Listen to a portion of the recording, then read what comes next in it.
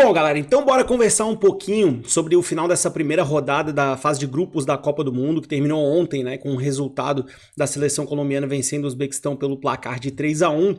E, cara, particularmente, a época de Copa do Mundo não tem como, né? O cara fica muito animado, eu tô tentando acompanhar todos os jogos ao máximo. Confesso pra vocês que tem alguns aí por questão de agenda, de trabalho, não tá dando pra assistir, especialmente os que são do horário da tarde, mas aqueles que são à noite eu tô vendo todos e eu tô muito empolgado, cara. Eu acho que essa Copa do Mundo 2026, ela tá entregando demais. A maior Copa da história, né, em números, e possivelmente pode se tornar aquela que vai representar mais pra gente, ou ao menos pra nossa geração daqui pro futuro, né, cara, quebra de recordes, jogos marcantes, primeira Copa do Mundo com 48 seleções, 3 sedes, meu Deus, né, quanta coisa. Então, assim, eu separei aqui alguns dos melhores jogos, tá, alguns resultados que me chamaram mais atenção, um momento de destaque dessa Copa do Mundo, enfim, alguns destaques pra gente poder trocar uma ideia, e eu já vou separar aqui a nossa telinha de react. Hoje o vídeo é um pouquinho mais papum, tá, galera? Um pouquinho mais rápido pra gente também não tomar muito tempo com isso. É só uma visão mais pessoal minha, galera, que concordar aí com o canal Camisa 5, deixa aqui nos comentários depois pra gente trocar uma ideia, beleza? Primeira telinha, então, vamos falar sobre os melhores jogos dessa primeira rodada. Eu confesso pra vocês que eu gostei demais de 2 jogos particularmente, tá? Como eu disse, não vi todos, então eventualmente se tem algum que você curtiu mais, deixa aqui nos comentários pra gente poder trocar essa ideia, beleza? Jogos que eu vi completos, me chamaram muito a atenção, a partida entre Holanda e Japão e a partida entre Costa do Marfim e Equador. Não coincidentemente, não curiosamente, eu fiz um vídeo, tá? Na semana passada, aliás, é o último vídeo que eu subi aqui no canal, falando sobre as possíveis surpresas nessa Copa do Mundo, onde eu destacava justamente a seleção japonesa e a seleção do Equador. Mais do que possíveis surpresas, né? As famosas pedras no sapato, como eu ainda cheguei a comentar no vídeo, beleza? E eu acho que essas duas seleções mostraram pro que vieram, tá? Vou começar falando do Equador, que apesar da derrota, jogou demais. E assim, cara, o jogo contra a Costa do Marfim foi espetacular.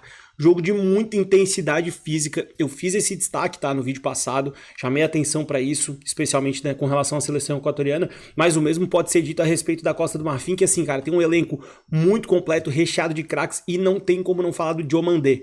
O que esse cara jogou na ponta direita da Costa do Marfim, ele infernizou a vida do Hincapié. O cara deve estar tendo pesadelo até agora aí, o lateral esquerdo equatoriano, beleza? E ele jogou numa faixa de campo, né, cara, que é... Vou até jogar aqui na tela geral pra gente poder conversar um pouquinho sobre isso. Ele jogou numa faixa de campo que ele encarava justamente o Hincapié e o Pacho, né, que são 2 jogadores, como eu mencionei também no vídeo passado, finalistas de Champions League. Então, assim, o cara tava jogando demais, ele tem 19 ou 20 anos de idade, salvo engano, tá? Ele é muito jovem, acredito eu que algum clube grande da Europa...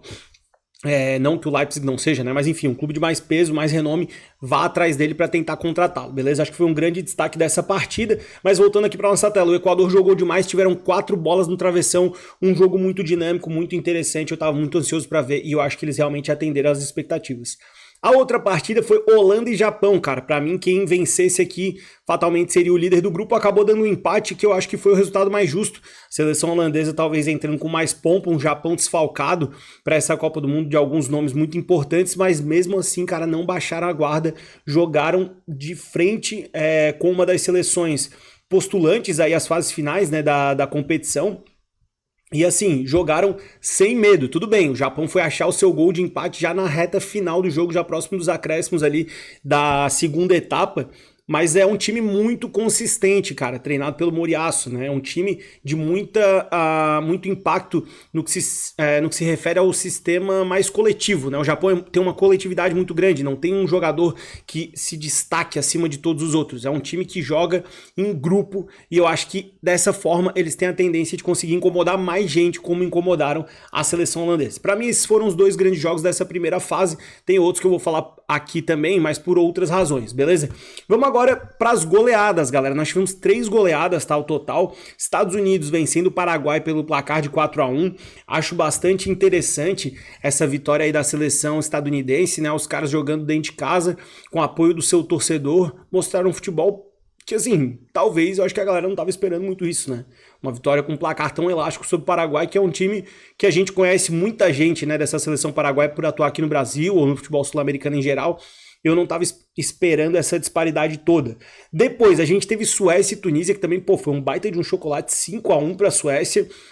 A seleção sueca tem 2 dos melhores atacantes do mundo atualmente, né?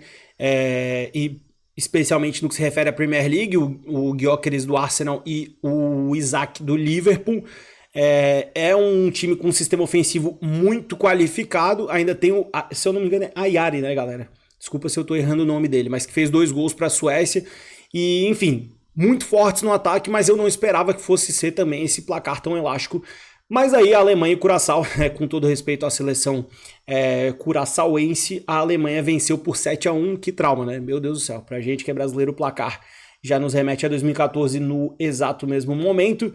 7 para a Alemanha, 1 para Curaçao. Esse sim, um placar já bastante esperado até o momento, a maior goleada da Copa. Possivelmente será até o final do torneio, beleza? A Alemanha já chegando, mostrando as cartas aí, mostrando para o que veio nesse Mundial para tentar conquistar o seu pentacampeonato. Vamos agora então para o resultado mais surpreendente. Aqui eu vou tentar me explicar, que eu acho que essa surpresa, ela vem muito da expectativa que é gerada em cima dessa geração turca, né? A Turquia que tem o Çalhanoğlu, que tem o Yıldız, né, o craque da Juventus, e que tem também o Arda Güler, o craque lá do Real Madrid, essa trinca aí de meio ofensivo. Muita gente esperando da seleção turca uma possível surpresa, e quem foi surpreendido na verdade foram eles, né? Por uma seleção australiana que não tem no momento nenhum grande de renome, não tem nenhum jogador que chame tanto a atenção, assim, que se destaque tanto no contexto internacional, mas a Austrália foi muito bem no jogo, cara. Venceram de forma bastante competente pelo placar de 2-0, os australianos saindo aí na frente por essa disputa por uma vaga na fase de 16 avos.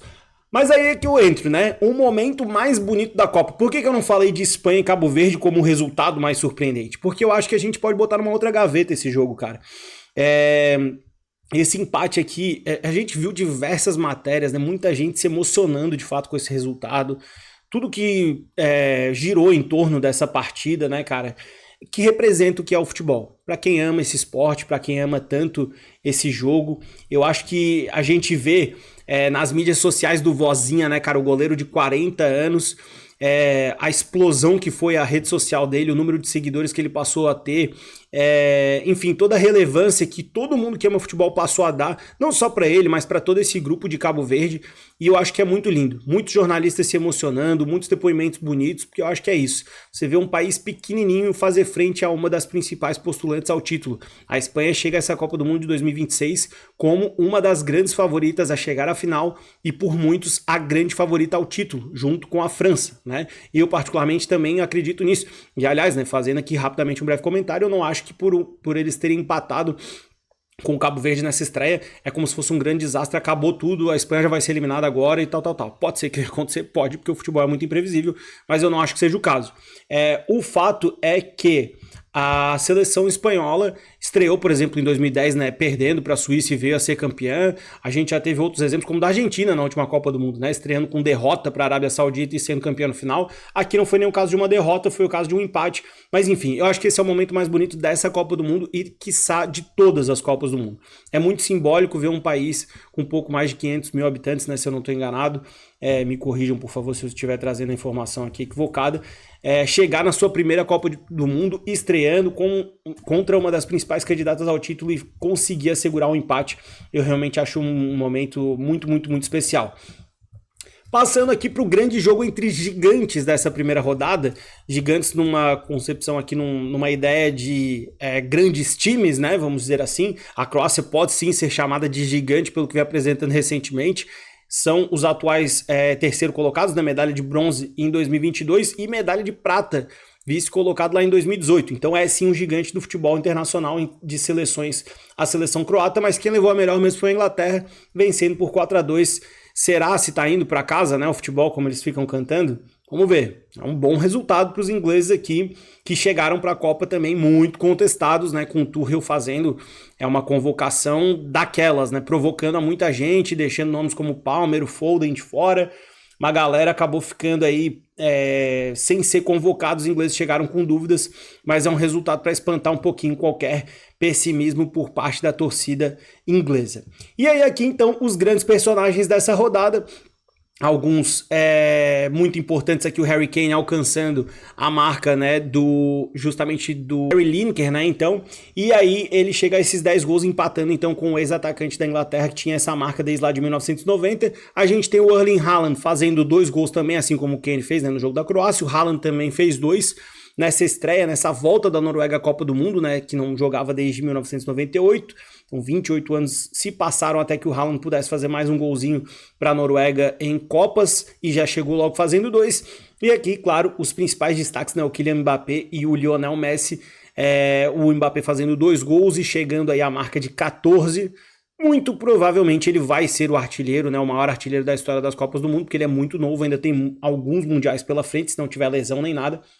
Mas o destaque mesmo fica pro Lionel Messi, que chegou a um hat-trick na partida de estreia contra a Argélia e alcançou a marca do Miroslav Klose, que era mantida desde 2014 na Copa aqui do Brasil. Ele empata agora com o alemão e aí é uma questão de tempo pra gente ver se o Messi vai ultrapassar o Klose e ficar na liderança isolada. Lembrando que o próprio Mbappé também pode ultrapassar o Klose, eu acho que isso é muito possível e vai acabar acontecendo nesse Mundial ainda. E aí a gente vai ter essa briga para ver quem que vai ser o artilheiro, o grande artilheiro da Copa do Mundo. Tá bom, Arthur, mas você falou e não chegou em nada de seleção brasileira, a gente quer te ouvir, não sei também se alguém quer me ouvir, né, mas vamos lá. O fato é que a seleção brasileira, meu povo, foi um capítulo à parte, tá aqui o quadro, eu não fiz vídeo a respeito do Brasil, beleza? Gostaria de ter feito, acabei tendo um contratempo, não consegui gravar especificamente para a seleção brasileira, mas o Brasil empatou com o Marrocos, todo mundo já sabe disso. Um jogo muito questionável, uma seleção muito bagunçada. Eu ouvi algumas pessoas chamando até de catado, né? Tipo assim, um time realmente meio que improvisado, sem saber o que estava fazendo dentro de campo.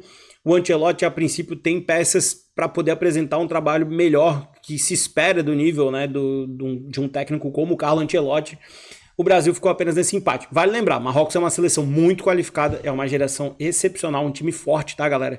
Não vamos menosprezar aqui o time marroquino, mas esperava mais. E a grande questão que fica é o Endrick. Cadê o Endrick nessa seleção? Todo mundo desejando a jovem promessa brasileira que não foi escalado nessa última partida. Ele poderia ter resolvido pra gente eventualmente, não saberemos. O fato é que o Brasil vem a campo amanhã, tranquilo? Nessa volta da segunda rodada da fase de grupos ainda dessa Copa do Mundo, que hoje vai recomeçar. Vou puxar aqui na tela também para a galera, com a rodada de hoje, com a seleção da Tchequia enfrentando a África do Sul a 1h, isso pelo grupo A. Depois pelo grupo B a gente tem a Suíça encarando a Bósnia e Herzegovina às 4h. Já pela noite, né, às 7h da noite, tudo horário aqui de Brasília, tá? Horário do Brasil. O Canadá enfrentando o Catar, fechando essa segunda rodada para o grupo B. E aí volta para o grupo A com o México encarando a Coreia do Sul às 10h da noite. Volto aqui na seleção brasileira para dizer que o Brasil vem a campo então amanhã, dando sequência a essa segunda rodada da fase de grupos da Copa do Mundo contra a seleção do Haiti, onde a gente espera que o Brasil aplique uma goleada, com todo respeito aos nossos adversários, mas o Brasil tem que se fazer valer do peso da sua camiseta, da sua tradição, da sua história, precisa de saldo de gols numa Copa do Mundo como essa, é muito importante. Vamos ver qual será o resultado desta partida. Beleza, galera? Bom, vou voltar aqui então para a telinha geral para poder finalizar com vocês. Eu quero saber da galera se vocês concordam com a minha análise. Digam quais foram os jogadores que mais chamaram a atenção de vocês, qual foi o resultado mais expressivo, qual foi o momento que mais te emocionou, que mais te tocou. Vou curtir demais saber pra gente trocar esse papo aqui nos comentários. Não deixe de se inscrever no canal Camisa 5 e também de ir lá no Instagram, @canal Camisa 5 oficial. Vai lá, nos siga.